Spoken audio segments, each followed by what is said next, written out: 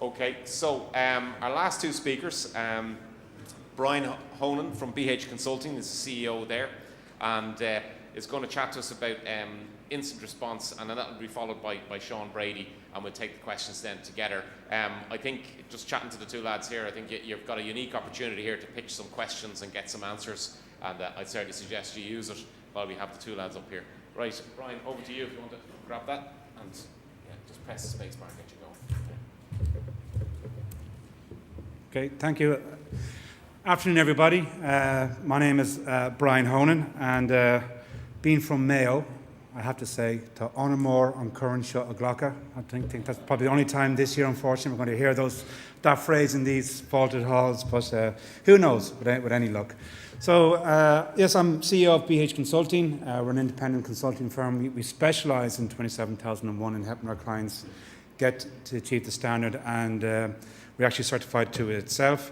I work and founded iResearch, which is Ireland's first computer emergency response team, and I also advise Europol on internet security. So a few other bits of information there as well about me. I also wrote the book ISO 27001 in a Windows environment. Very exciting. Probably wait for it to come out to the movie though. You know, we're trying to get Bruce Willis to be the hassled CSO, trying to deal with the hackers. But it's published by IT Governance, and I know they have a stand outside, so if anybody is looking for some guidance on how to get through the journey, it might be worth having a look at it. I'm going to talk to you about incident response, and I know some speakers, Andy earlier on, etc., have touched upon them. And the reason is quite obvious. Like we are seeing an increase in cybercrime, and these are some headlines I've pulled off Irish newspapers in the past 24 months. So in chronological order, from 2014 up the top is from the Irish Examiner. So cybercrime is costing the Irish economy €630 million a year, and that's from a study by Grant Thornton that they brought out. Right down to the very last one, which was by Detective Inspector Michael Gubbins from the Garda Computer Investigations Unit, who last week at a conference was saying that there's a surge in cybercrime against Irish companies. And we're seeing that in iResearch as well. And I'll give you some figures later on just to demonstrate what's happening in the Irish space here with regards to cybersecurity.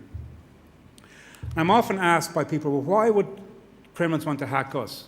Now, this picture is of Willie Sutton. He's a very famous, infamous bank robber from the 1930s over in the US. And he robbed loads of banks. And when he was asked by newspaper reporters upon his arrest, Willie, why do you rob banks? And he goes, well, that's where the money is. And I think what we're seeing cyber criminals now is, well, why do cyber criminals want to hack me? I'm a small SME in Ireland, or I'm a company in Ireland. Well, quite simply, that's where the money is. The information you hold is very valuable to criminals. Your email address, your own personal email address, be an Outlook.com or a Yahoo email address, is bought and sold for on the cybercrime undergrounds. Your credit card money, your credit card information, your banking details, your personal details, your mother's maiden name, all valuable money, all very valuable to criminals who will buy and sell it.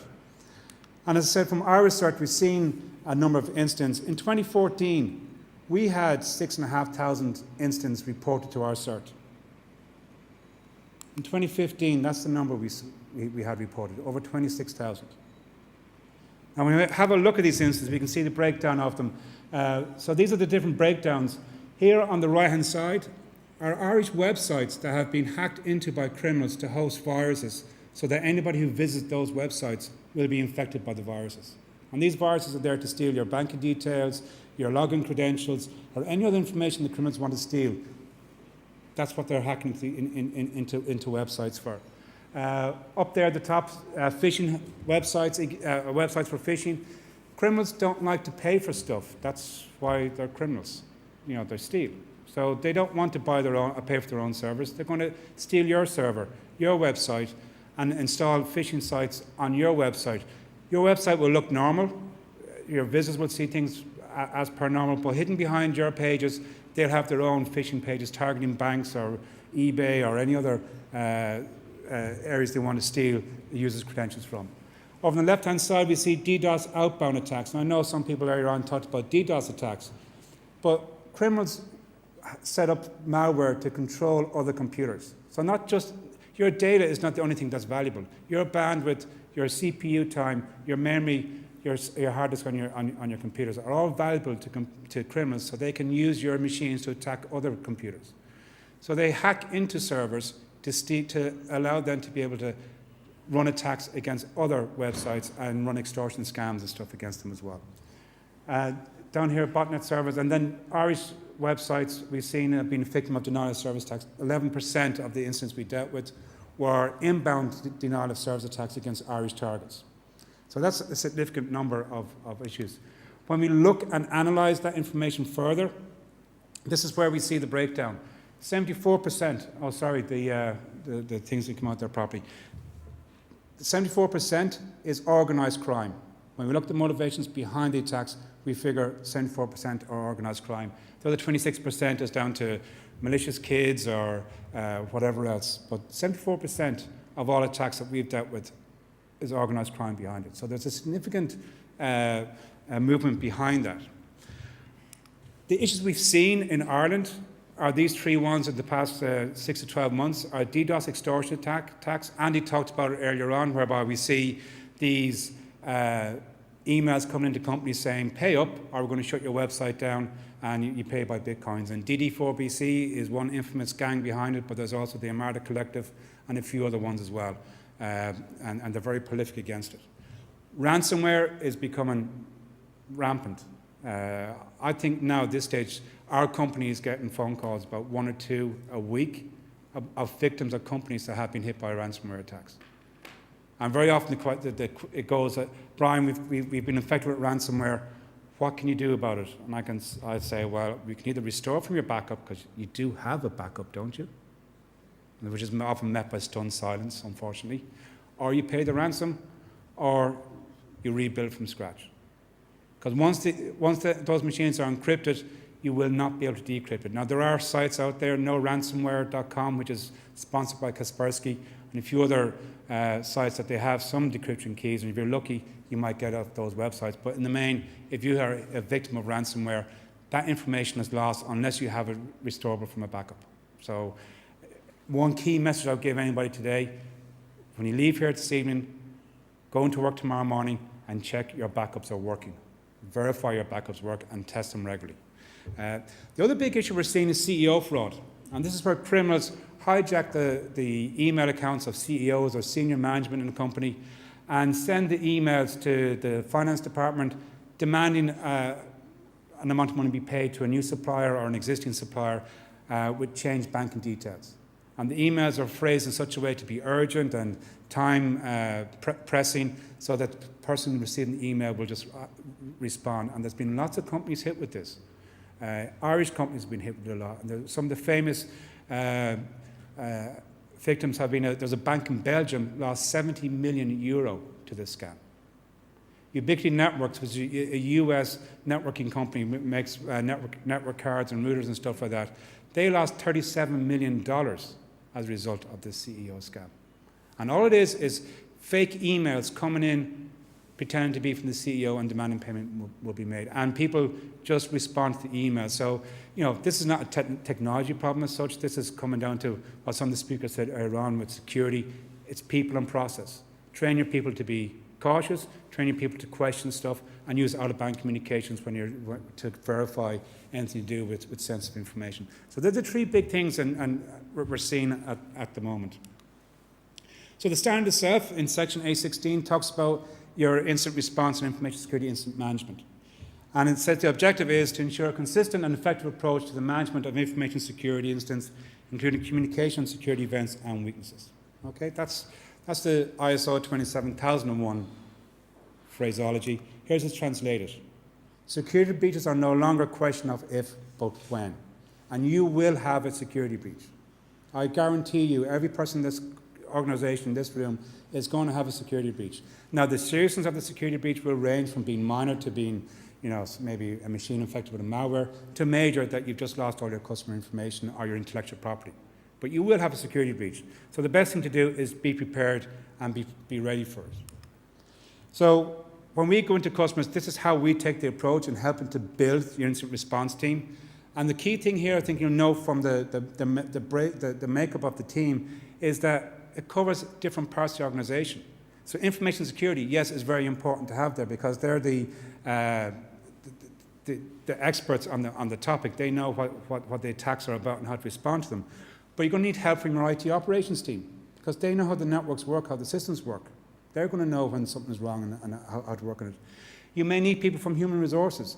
Because if it's a breach due to an internal person or somebody's breaching policy, you may need to discipline somebody, so you need to take that in an appropriate manner. Or your incident response team may be under a lot of pressure, both psychologically, physically and emotionally, because you're going to be working 24 hours as long as it takes to get this incident resolved, and you need HR there to support the team in that situation.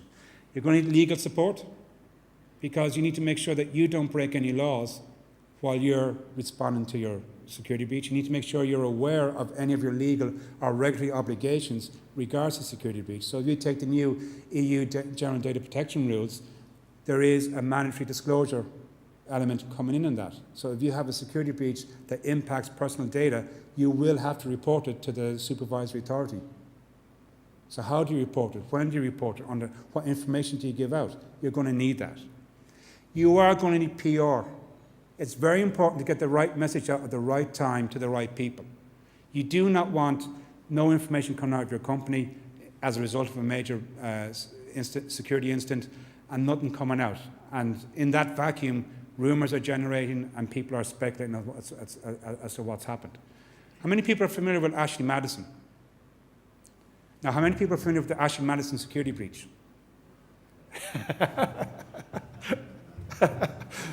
Okay, Ashley Madison, for those of you who are not familiar with it, is a website that is set up to enable people to cheat on their spouses. So it's meant to be secure and discreet and everything else. They were victims of a hacker attack who had high morals, who reckoned people shouldn't be cheating on their spouses. So they hacked in, stole all the members' details and dumped them onto the internet. Over 47 million people's information on the internet. Now, it took 2 days for Ashley Madison to come out and make a statement in regards to the security breach from when it was discovered. And the statement that came out after 2 days was, we take security seriously. It was a sophisticated attack. Every attack is sophisticated, and every company takes security seriously when they're being breached. That's something you will notice in all the statements, so be wary of that.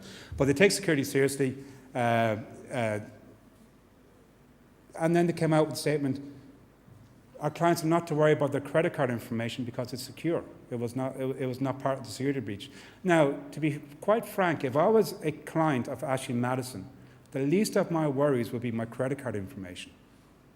It's the information about what I had posted in there, my photographs, my correspondence with everybody else, and the details of my affairs. That's the information I'm worried about. And Ashley Madison should have came out and gave information based on that to assure their members of that. So you can see where I'm getting here is that your PR is not to put a spin on it, it's to manage information and to make sure people are aware as to what is happening. You may also need help from facilities management. If it's an internal security breach or if people have managed to break in, remember ISO 27001 covers physical security as well. You may need to take information from CCTV cameras or from time attendance logs or swipe card logs from people going through doors and stuff like that. You may need to take that and correlate that against the electronic evidence you may have on your computers. So your security team needs to be made up of those components. And when you have a security breach, these are typically the main phases you go through. You detect, or you become aware of the security incident. Once you've done that, you need to contain it. Make sure that you're not going to have any more potential security breaches. Eradicate the cause of it, find out what went wrong, remediate the action, fix it and change where the problem happened. Because again, you don't want to think you fixed it and then the hackers or the attacker to get back in through the same avenue again. If it's a missing patch or a misconfigured firewall or something like that, to get them coming in again. You need to recover, get your systems back up and running, particularly in the case of ransomware. So it might be a good idea to actually integrate your incident response plan with your business continuity plans. Yeah, because your systems are going to be down, you're going to need to keep them down. Part of the standard requires that you have the capabilities and the knowledge to be able to take good forensic evidence away to examine it. Now, how many of you here have actually captured forensic information off a computer? Yeah, it's few people. For those of you who have never done it, it is not like CSI Cyber. It's not a case of tapping the keyboard and then walking away with the hard disk. It can take hours to capture the information of a hard disk, especially on a server with gigabytes, if not terabytes of data. You're probably talking a day or 2 days of the machine being offline while you're taking an image of it before you can investigate it. And in the meantime, you've got the business people going, when can we get back up again? When can we get back up again? So it might be wise to integrate your incident response plan with your business contingency plan so that you can continue investigations but not negatively impact on the business as well. Once you're back up and running, it's important to review your incident. Look at lessons learned. What did you do well during the incident? Did the team respond well? Did you react well? Did the tools you have, did they work the way they expected? Did your process and procedures work as they should have done? Were you able to contact the people you needed to contact at the right time in the right places? Or if not, where can you make improvements in this process as well? Are there anything else you need to do? And then communicate the feedback from your incident response back into management or back into the team so that the whole organization can learn again. And you can learn and improve things as you go along. So key to good incident response is engage early with the business. And when I say engage early with the business, engage when you don't have a security breach. Talk to the business about what their expectations are, what they want you to do when there's a security breach. So Andy talked about in the question and answers part at the end, one of the questions was, what do you do when you discover a breach? Do you pull the plug? Well, you need to know the answer to that question. Does your company want to prosecute the persons behind these attacks? If so, then maybe leave the machines plugged in longer so you can gather more evidence, so you can engage with law enforcement to track down who's behind it. If not, and you're under no legal obligation to do so, well, then maybe you do pull the plug because you just simply want to eradicate the problem and get back up and running. But if you don't know that, and you don't know what the business wants, well, then how are you going to develop your incident response plans accordingly as well? Very important, organise and agree your roles and responsibilities. Make sure that you've clearly outlined who's doing what, where, and when. And that goes with your suppliers as well. There's nothing worse than being involved in a security incident and you're trying to ring your data center provider, your cloud provider, or your ISP, and all you have is the normal support number. And it's, press 1 if you've got a sales query, press 2 if it's a query with your bill, press 3 if you've got a support call. And then you're through to, your call is important to us, please wait. And 20 minutes, 30 minutes, you're on hold, and you can see all your information being taken out of your network. You need to have contacts in your providers, and you need to agree what their roles and responsibilities are when you're doing an incident response plan as well. So it's important to establish those relationships early and make sure they're working well. And establish relationships with external parties as well that you may need to deal with in the future, such as law enforcement in Ireland and Garda Síochána. Do you know who to contact in Garda Síochána should your company suffer a security breach? It's the local, if you don't know, it's the local fraud unit in your local Garda station. So each fraud unit is supposed to have somebody who is familiar with cybercrime. They will deal with the initial call, and if need be, they will call in the Computer Crime Investigations Unit from Harker Street if need be. Likewise, Data Protection Commissioner. Do you know who to contact in there if you have a security breach and how they want the information? And it's best to establish these relationships early so you're familiar with them and you know what to do. Agree your policies and procedures, so write them down. Now, there's lots of good stuff out there. People might not be familiar with an organisation called ENISA, the European Network Information Security Agency. ENISA.eu is their website. It's an EU agency. They have a whole area dedicated to computer emergency response teams and incident response with training exercises and material there that you can help improve your incident response and tools you can use. Because you need to know what tools are going to be there. So Andy mentioned Splunk, but there may be other tools. What tools do you use for forensics gathering? What tools do you use to communicate securely? If your network is breached, you don't want to use email because the hacker might be able to see your email messages. So how do you communicate securely when your email system has been breached? These are things you need to work out and figure out. Agree disclosure rules. What are you going to say to who and to when, and what are you're supposed to say? And probably one of the most important things, though, is be able to detect a breach. set up your security alerting mechanisms, monitor your logs, and react to your logs. And practice makes perfect. Practice, practice, practice. There is the old saying, I can't remember who the famous violinist was, but his son asked him, Dad, how do you get to Carnegie Hall? And he responded by saying, practice, practice, practice. How do you do good incident response? Practice, practice, practice. Do tabletop exercises, do scenario planning. If you've engaged with a penetration testing company or to test your networks, see, does that trigger your alarms, and see, does your incident response respond to it as well. And then review and measure how things work. Have you been able to respond in time? Have you met your SLAs? And have you met the business requirements that you've agreed with the business earlier on? So with that, I'd like to say thank you very much for your time. There's my Twitter handle there, and we'll have to take questions later on.